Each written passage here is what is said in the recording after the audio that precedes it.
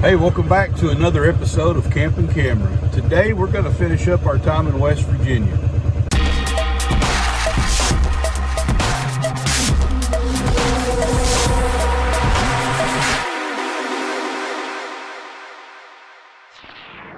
Hey, welcome back everyone. If you watched last week's episode, we were in the mountain state of West Virginia, did a little camping for a couple days, trying to shoot some fall leaves, had a good time.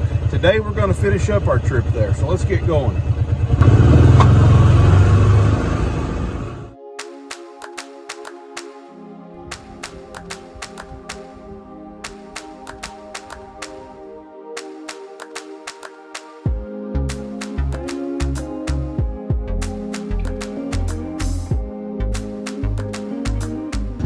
Alright, so we're coming up on our first toll booth, pulling a teardrop. It says cars are $4. I wonder if they're going to charge me more pulling this little camper. Hope not.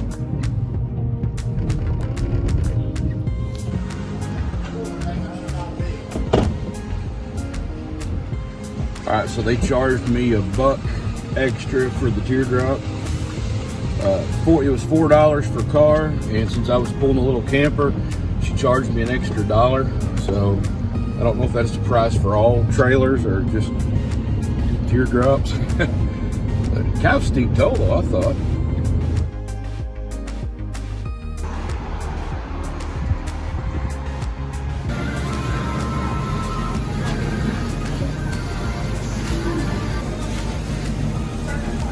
So we just stopped at a little place here in West Virginia called the Burger Cart, and it was recommended on TripAdvisor.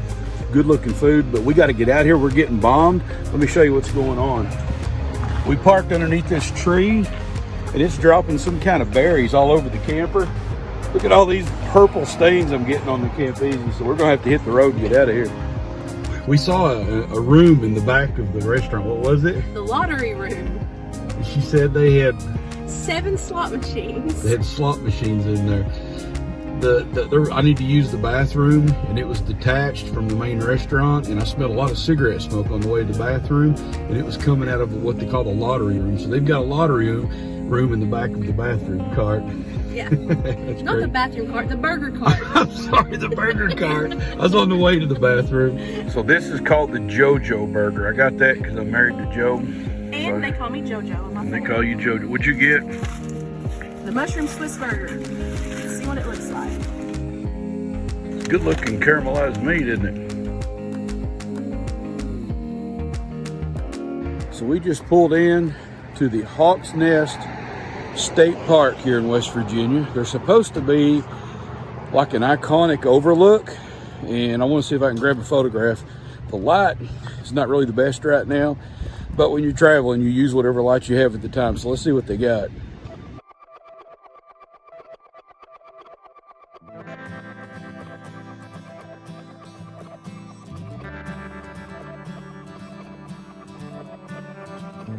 So that was pretty cool, getting to see 2 trains meet each other nose to nose right on that curve.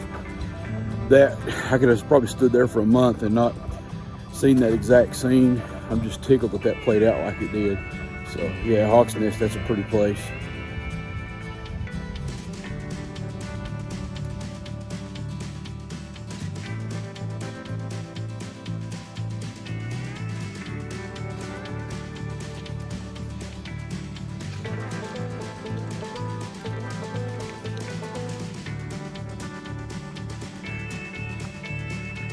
So last night was the first night we've slept in the teardrop, and it rained and there were no leaks, and the windows, the frameless windows with the drip edges on it, did really good. So it worked out terrific.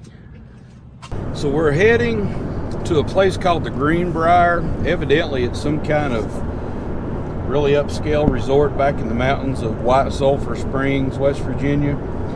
And it's famous, I guess a lot of presidents have visited the Greenbrier, but there's a bunker that was built under the Greenbrier to house Congress in case of like a nuclear war. And it was exposed by a journalist back in the early 90s. Something like that. So I have thoughts about that. not very high thoughts on that journals. But anyway, he exposed it, so now they open it for tours. That's where we're heading. So they say they have a dress code.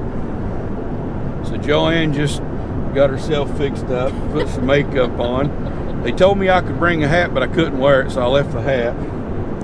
So anyway, we're heading to the Greenbrier. Only thing is I can't take a camera in there. They say they check your cameras and your phones in at the door. So I'll just have to show you the Greenbrier from the outside.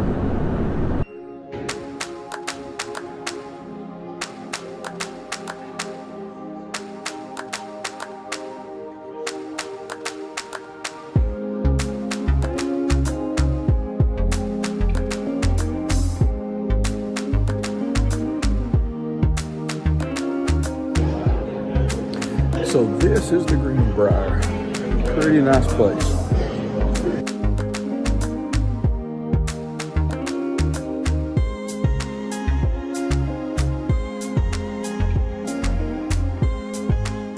We just did a tour of the Greenbrier bunker, and it was pretty cool.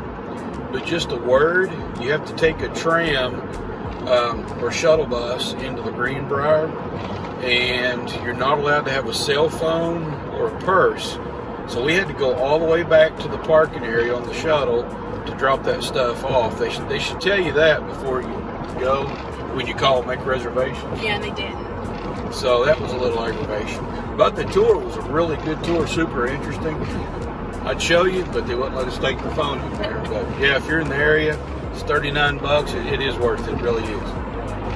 So we just rolled into a, not even sure what we're going to call it. It's called Tamarack. We keep seeing signs everywhere about a place called Tamarack. It says it's the best of West Virginia. I think it's like a visitor center and a bakery. And an artist community. In an artist community? Mm-hmm. You say they have like artists here? Yes, it said they have artists. The artists have studios here in this building. Okay. Well, let's check it out.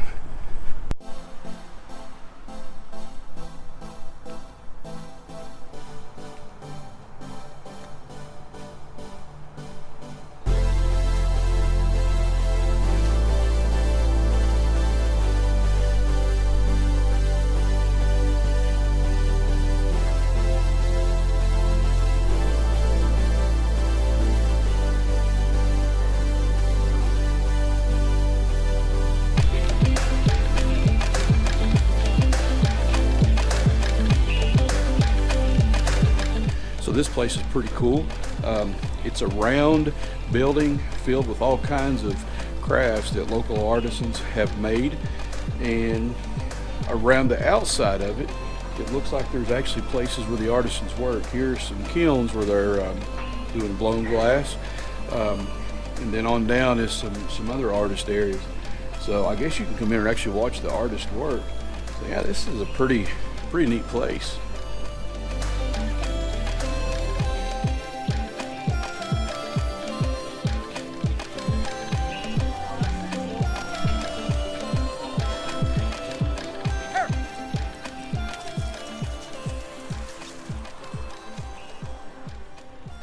Get it. No. Get it. Here. Sit. Down. That's awesome. Watch it. Sit. Up. Sit. Shake. Up. Sit. Shake. Shake down. Good boy. That's awesome. And what's the dog's name? Nitro.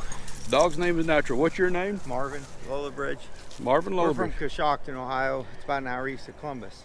So I just ran into Marvin out here outside the Tamarack, and he trains dogs that the military uses for, you say, bomb detection?